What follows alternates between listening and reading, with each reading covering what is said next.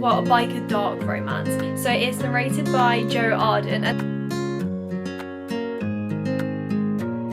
why do they call you pumpkin when you taste like cherries? It was not entirely PG. I smile because whether she knows it or not, she just made herself lie. Making me a bit emotional. This is age gap. Hi guys, welcome back to my channel. Welcome back for a brand new video. Now in this video I'm going to be doing a reading vlog. I'm going to be doing an audiobook reading vlog. I've recently been getting into dark romance and it is going to be another dark romance, but I've been loving listening to dark romance through audiobooks, so I thought let's try something different. And this is actually like a biker romance, well, a biker dark romance. It is dark, so please check your trigger warnings with this one. And I haven't actually heard a lot of people talk about this. I literally was scouring TikTok for something to listen to, and then I came across this audio and I was obsessed completely. So I was like, right, this is what I need to listen to. It is called Burning Ember and the series is Harbingers of Chaos. This is book 1. So it's narrated by Joe Arden, and that is basically kind of what convinced me, because yeah, if you haven't heard his voice, then yeah, you need to get to know, but you probably already do already. I'm very late to the party here. It's also narrated by Marie Hawkins. I'm going to read you the blurb just to show you what it's about. Maybe you might want to listen to it too. This story isn't for the faint-hearted or for anyone who thinks they'll simply listen to a few chapters and go to bed. It's an up all night, soul-searing ride of sin and salvation, a brazenly sexy tale of a sinner and a saint who must fight through hell to claim each other. If that doesn't convince you to listen to this, I don't know what will. That had me from the get-go as well when I looked this up. They warned me that the very sight of me would incite a side of Maverick I would want to flee in fear of, but I had no place else to go. My only option was to brave his wrath to survive. His darkness reaches into me, pulling at something raw, something I don't understand. With every word he slays me. His every touch burns along my skin. He breaks down my walls, igniting my fiery temper, all while laying bare desires I was never meant to feel, much less act on. Beneath the fire and fury, I glimpse the cracks in his armour and the man he's desperately trying to hide.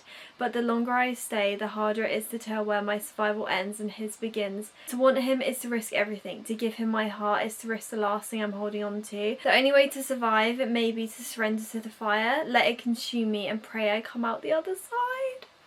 Yeah, so what I've gathered, he's like a leader, I think, of a biker gang. And I think she seeks refuge there somehow. She's like running away from something. This sounds really fun and I can't wait to get into this. So yeah, I think I might start this a little later on, but when I do, I'll pick up the camera. So let's just get into the video.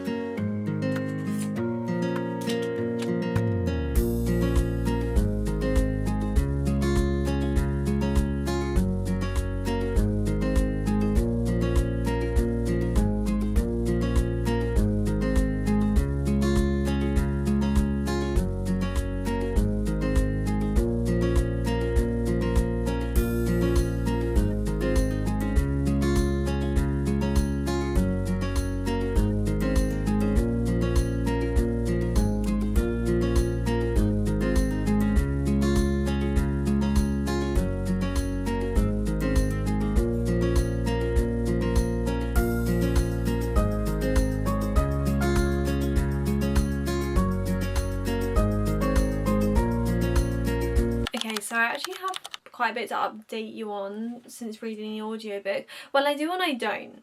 I'm on chapter 19 now of Burning Ember, and I'm actually really enjoying it. This is like the first sort of like biker, I don't even know, like biker thing that I've listened to or read or anything, and it's kind of making me want to watch Sons of Anarchy.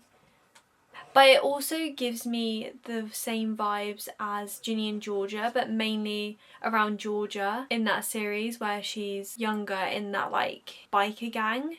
I don't know if you've ever seen that, but it kind of was giving me that type of vibes. I did write some things on my notes. So someone actually says, why do they call you Pumpkin when you taste like cherries? So they call her Pumpkin. She hasn't told them her real name yet. Oh, little freakazoid. You alright down there? Yeah? Okay, so I'm really liking the actors' voices. I'm completely obsessed. The mermaid character, Maverick, I'm pretty sure it is Maverick. Oh, okay, you want a belly rub? He's like literally the most neediest dog in the world. Maverick checks her for a while and he kind of wants to like scare her off. That's all I'm gonna say. It was not entirely PG. And I was having a really good time with that. Also, there was this scene with like a spider in it and I was just like, why is every book that I'm reading at the moment have spiders in it? Because I'm having literal nightmares of spiders now and it's just really not okay. Like, it's really bringing up some trauma for me with spiders, honestly. But it wasn't even like a bad scene. Like, it's not scary or anything. It's just like, oh, why is there spiders in everything that I'm listening or reading at the moment? I really am loving the mermaid character, especially now, because he's kind of like getting his shit together, basically. At the start he was just so caught up with his ex that he just couldn't, he was blind to it. He couldn't see what was happening like right in front of him. Like, he was just in such a rage, and now I feel like he is having some self-development. And I'm really enjoying this new side of him, and I feel like there may be some grovelling coming up.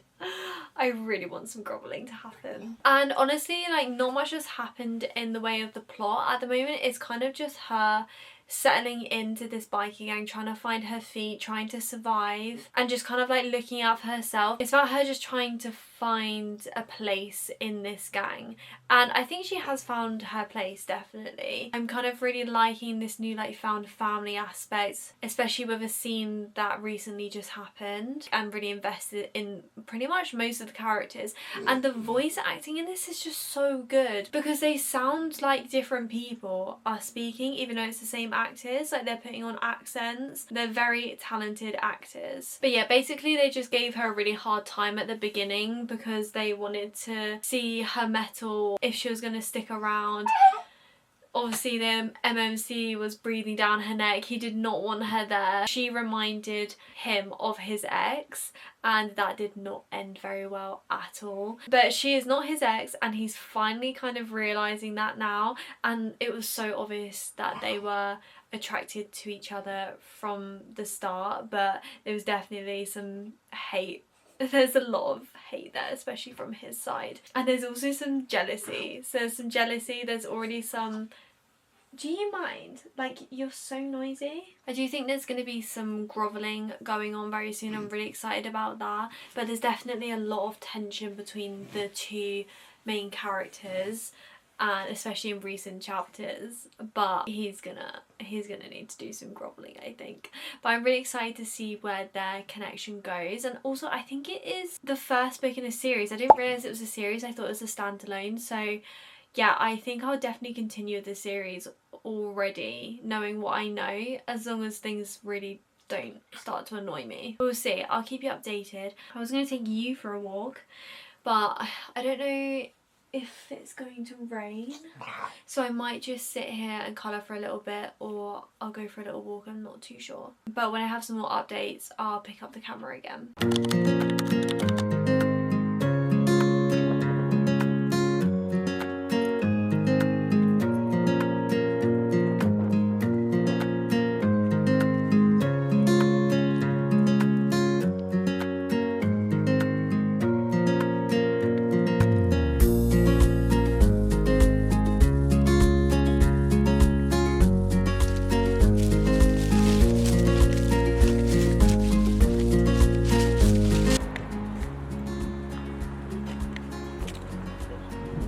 We love a pathetically down bad man.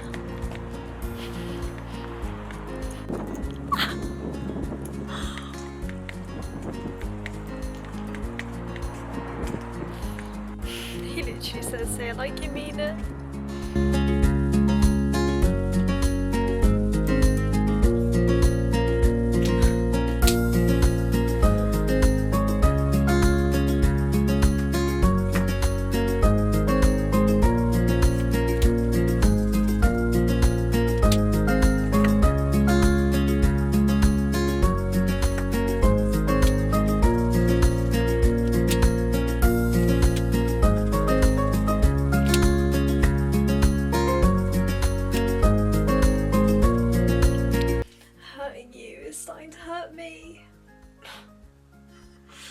this man. He literally just said, I smile because whether she knows it or not, she just made herself mine. Yep. Chapter 34. Oh, it's killing me off. Yeah, it's really it's making me a bit emotional. I don't even know what to say. So the whole time you're thinking one thing, and then we finally get his POV on it, and it just explains so much. And it just makes me so emotional. They're having really good communication, and it's just so refreshing to see good communication, and especially after like how much trauma they've both been through, and with like their past relationships, especially like the emotional manipulation. It's just really eye-opening, and just I can see how people would really be able to relate with these characters, and just raw. It feels so real when I'm listening to it. It's getting to me a little bit. But yeah, I'm on chapter 34 now. I'm halfway through, just over halfway through. I'm really enjoying this. The last few chapters before this were just... they were chef's kiss. They were literally perfect. Everything that I could possibly want. So I might leave it here, or I might finish this chapter and then pick it up again maybe later tonight, and then I'll give you some more updates. But I just had to come in here and just say that because wow, that's really hit me quite hard actually. I'm literally so sorry for this horrible lighting, but I really can't be asked to go turn my light on because I'm in bed and it is like 12 o'clock and I am still listening to this. This is age gap. This is kind of an age gap. I think she's 22 or 23 and he's 33. And he was like, is that a problem? And she was just like, no. No, that's not a problem. We love a bit of an age gap, I can't lie. Normally I'm used to like a vampire age gap, but this is, yeah. So I just wanted to add that in there quickly, but I do also feel like it's building to something's gonna happen now, and there's still the issue of something that happened really early on in this book that hasn't been addressed yet between the main characters. So I'm kind of just waiting for that to come up as well, and I don't know how that's gonna go down either. So that's where I'm at, but I'm gonna go again and I'll be back with an update. Chapter 39, I literally have 10 chapters left. This chapter, I had no idea this was gonna happen. I thought something else was gonna happen. So this is actually a plot twist. I think there was definitely some breadcrumbs leading up to this though. I was just shocked. I was like, what? Something really bad was gonna happen, and actually now I don't know what to think. I really don't know what to think. I'm going to carry on listening to the end of this and you can see my reaction.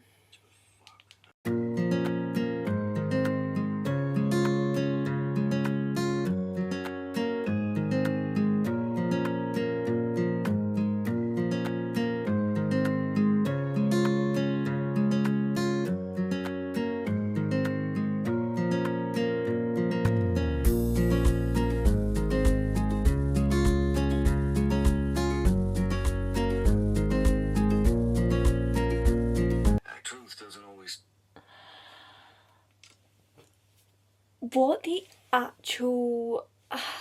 if this is the plot twist that we've been leading to this whole time, there's so many other things that need answered and haven't been answered yet.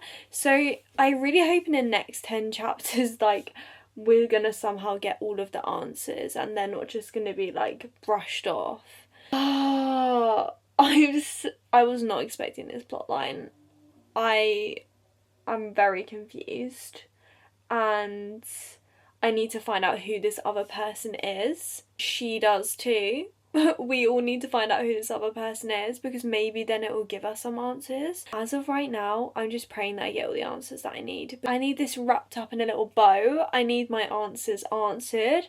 I need to find out who the hell this other person is. and I need to learn more about her past. There are articles, besides the most recent one that says... So I may have spoken too soon, and the next chapter there may be some answers, so I'm just gonna listen.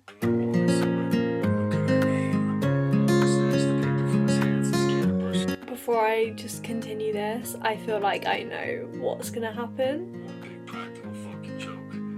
No, I really hope this doesn't change anything. Surely not. No.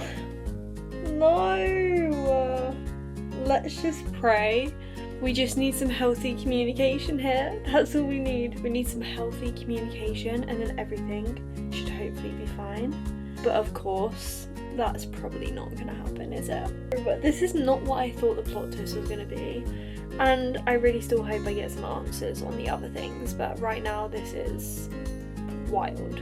Okay, so it's the next morning. I have woken up not feeling the best, so ignore if my throat sounds a bit funny, but I really enjoyed that actually. I did get the answers that I wanted. It did kind of feel not rushed. It didn't feel rushed, but it did just like all happen right at the end of the book. And I did like the conclusion. It was a nice wrap up. I feel like I got everything that I wanted out of that book. So that was really good. I'm left feeling like satisfied with the ending and the book in general.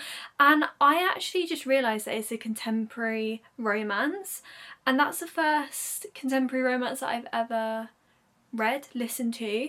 So it's a dark biker romance. So check your trigger warnings if I haven't already said that, which I think I have. The ending is definitely, yeah, I was quite emotional, I can't lie. And now I think I'm completely obsessed with bike men. And I'm not mad about that. Like, I had a really great time with this. It was a really fun audiobook. So if you want something to just listen to and have a great time, I'd really recommend this. I don't know if I would have felt the same reading the book. I still think the book would have been quite fun, but I just love the actors' voices. Only one thing, okay, that slightly cringed me out, and as much as I really enjoyed the actors' voices and like the different voices that they did for different characters, I didn't like it when they did a young child's voice. I just feel like it was a bit much.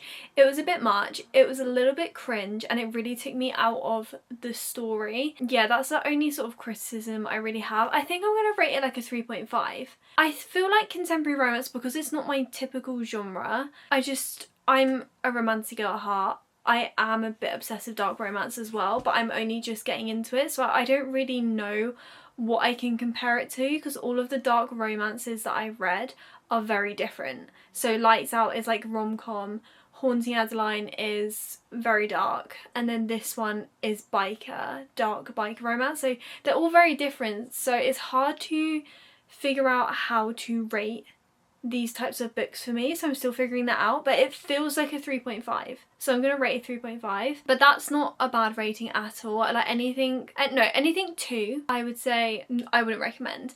Anything above 2, like 2.5 and above, I would recommend. I had a great time, and I feel like I would definitely pick up more dark biker romance. I also really enjoyed that at the start of every chapter there was a quote that they would introduce before the chapter. It was kind of giving what Ali Hazelwood did with Bride, from what I remember. I think she also did it with Mate as well. It's kind of an introduction to what to expect in that chapter, but it doesn't give you like any spoilers or anything like that. It's just quite fun, and I really enjoyed that part of the book. And it is definitely spicy. There are definitely some spicy scenes, but it's not just all spice. Like, there is some plot there, but it mainly is focused on the main characters. So Ember, the female main character, and then Maverick, the male main character, throughout most of the book. You can tell that it is leading to something. Like, there are some questions. I guess because I'm so used to Romantasy, where there's lots of different sort of plot twists, lots of breadcrumbs, that it's different going into a romance book, because it is mainly solely focused on the couple and the main characters. But I really did enjoy the side characters as well. The found family in this was literally so perfect. I really enjoyed that. Like, all of the bikers coming together. It was really nice, and it was actually quite funny, and there's definitely a lot of character growth in this with the two main characters, but especially the male main character. He had quite a big character growth from the start, which I really enjoyed. He definitely became more emotionally available, and I mean there are reasons why that is. So yeah, I would thoroughly recommend this audiobook. But yeah, I'm gonna leave this vlog here. I hope you enjoyed it. If you did, please subscribe, and I'll see you again in the next video.